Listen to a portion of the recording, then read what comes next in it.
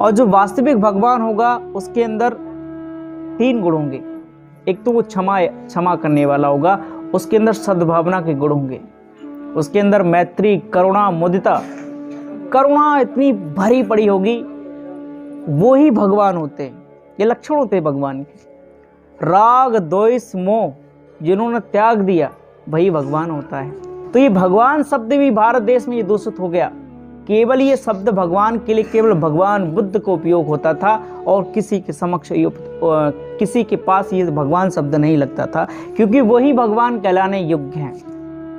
जिस समय उन्होंने 29 वर्ष की अवस्था में ग्रह त्याग कर दिया और दोबारा लौट कर आए नहीं, सम्यक संबुद्ध बन गए। 6-7 वर्ष के बाद जब घर आए तो घर परिवार उनको बुलाया। बुलाने के बाद जो उनकी जो पत्नी थी यशोधरा ने कहा कि जब तक भगवान मेरे कमरे में नहीं आएंगे तब तक मैं भगवान के दर्शन नहीं करूंगी।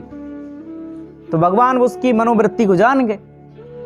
जब जान गए तो भगवान बुद्ध उसके कक्ष में जाते हैं, लेकिन अकेले नहीं जाते हैं, उनके पिता भी जाते हैं। भाई बुद्ध तो केवल सिद्धार्थ गौतम बने, उनकी पत्नी थोड़ी बुद्ध बनी। वो तो भाई उसी संसारिक जीवन जिएंगी और वो तो यही समझेंगे भाई बुद्ध मेरे पति हैं, उनको गले लगा लेंगे। तो क्या होगा, समाज में क्या लोग कहेंगे, ये बुद्ध भी अभ्रष्ट है। क्या कहेगा, अभ्रष्ट है। तो क्या करते हैं वो, अपने साथ अपने पिता को ले जाते हैं, अपने और 2 भिक्षुओं को साथ ले जाते हैं और उसको मिलने जाते हैं और मिलकर उनको नमस्कार करते हैं वो। और वो भी भिक्षुड़ी बनने के लिए आह्वान करती है कि मुझे भी भिक्षुड़ी बना दियो। वो भी भिक्षुड़ी बन जाती है और बनकर वो अरहंत हो जाती है। अपने पुत्र को 29 वर्ष की अवस्था में ग्रह त्याग कर दिया, सुंदर बीबी को छोड़ दिए, अपने पुत्र को छोड़ दिया, महल को छोड़ दिया, सारे राग विराग सब छोड़कर एक सही में बुद्ध का जीवन जिया। और भगवान का पाली भाषा में अर्थ इस प्रकार से भगवान ने बताया, भग्ग रागो भग्ग दोषो भग्ग मोहितो भगवा। जिसने राग द्वेष मोह भंग कर दिया हो, खत्म कर दिया हो, उसी को क्या भगवान कहते हैं। आज समझ लेना, भगवान वो नहीं है जो तुम पूछते आ रहे हो।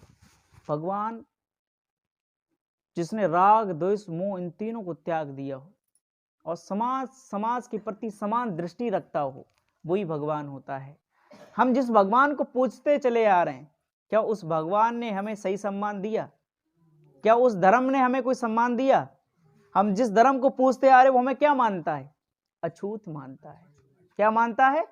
अछूत मानता है, शूद्र मानता है। और वो अपने मंदिर में चढ़ने तक नहीं देता है।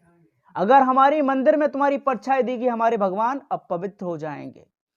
जो समझो, जो भगवान तुम्हारी जात तुमसे इतनी घृणा करता हो, क्या भगवान तुम्हारी भला करता होगा क्या? राम ने स्वयं एक शूद्र तपस्या करते थे जिसका नाम शंभुक ऋषि था। पता चला कि एक शूद्र तपस्या कर रहा है तो जाके उसको मार देता है। लेकिन बात है कि अपने ही समाज में इतने विमूढ़ लोग हैं कि कहते हुए भी नहीं मानते हैं। उनको पीछे बहुत बुरी तरीके डंडा पड़ता है, मारते हैं लोग, मंदिर चढ़ते, बुरी तरीके से पिटते हैं, लेकिन फिर भी उन भगवानों को वो पूजेंगे उनको जाके। ये समाज इसी लायक भी है। आप समझ लीजिए। तो बाबा साहब ने जो लड़ाई लड़ी तो इसी के लिए लड़ाई लड़ी। बाबा साहब ने ये जो लड़ाई लड़ी इसी आजादी के लिए तो लड़ाई लड़ी। भाई हम कहाँ आजाद हैं? किस चीज में आजाद हैं? किसी चीज में आजाद नहीं है। इसके धर्म में खुद इतनी गड़बड़ी हो, है ना, सुख शांति का कोई धर्म नहीं, आडंबर हो, अंधविश्वास हो, कोई तर्क और वैज्ञानिक नहीं हो, क्या वो धर्म हो सकता है क्या? वो केवल शोषण है, हत्याचार है, और हत्याचार हम पर और तुम पर है। सब लोग जो मंदिर बनाते हैं वो लोग पंडे पुजारी बनाते हैं। पंडे पुजारी केवल छुआछूत केवल किस बात की है? दूर तक है। छुआछूत केवल भैया शरीर से। आप जैसी मुद्रा देंगे तो छुआछूत नहीं आएगी, पैसा देंगे तो छुआछूत नहीं आएगा भैया। तो भाई हाँ ये धन है, रख लेंगे। अगर छुआछूत है तो भाई पैसा भी हमारा ये अपवित्र हो गया, ऐसे क्यों लेते हो? हैं? तो हमें आपको ये शोषण करते हैं। क्या करते हैं? हमें आपको ये शोषण करते हैं, अत्याचार करते हैं, इनका ना कोई धर्म से लेना देना, ना इनकी हिंदू धर्म से, इनसे कोई लेना देना नहीं। ये आपको केवल लूटते हैं और लूटते, जिंदगी अभी से नहीं, बहुत वर्षों से लूटते चले आ रहे हैं। ये परंपराएं 5000 वर्ष पुरानी है, 5000 वर्ष पुरानी परंपराएं हैं। और ये समाज उसी परंपरा में ढलते ढलते इस समाज की ये दशा आ गई कि इसने चिंतन करना भूल गया, विचार करना भूल गया, तर्क करना भूल गया। वो तो हमारे मसीहा बाबा साहब आ गए, ऐसा संविधान, ऐसी शिक्षा का द्वार खोल गए जो कि आज व्यक्ति तर्क तो कर सकता है, हैं? कानून ने लड़ाई तो लड़ सकता है। और जैसी ये बाबा साहब ने संविधान लागू किया, तर्क सिस्टम चालू किया, वैसे इनके सारे ब्राह्मणों के दरवाजे धीरे धीरे बंद हो रहे हैं, अभी हो रहे हैं।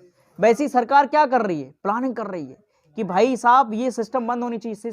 शिक्षा ही खत्म कर दे रही है, शिक्षा ही खत्म कर दे रही, नष्ट कर दे रही। हमें थोड़ा जागरूक होना पड़ेगा। हमारी जो महिलाएं हैं ना, ये नहीं सुधरती, ये नहीं बदलती।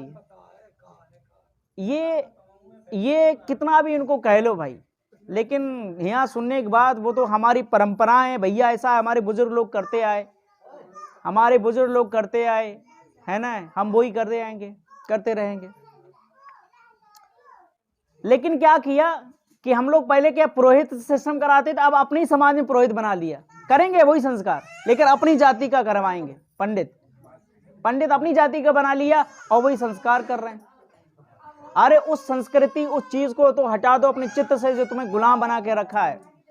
सबसे बड़ी अगर आजादी जानते होगी किस चीज की होगी, जो समाज अंधविश्वास से मुक्त होगा वो समझो असली आजादी है। और जो समाज अंधविश्वास से मुक्त नहीं है वो समझो असली गुलाम है, वो असली गुलाम है।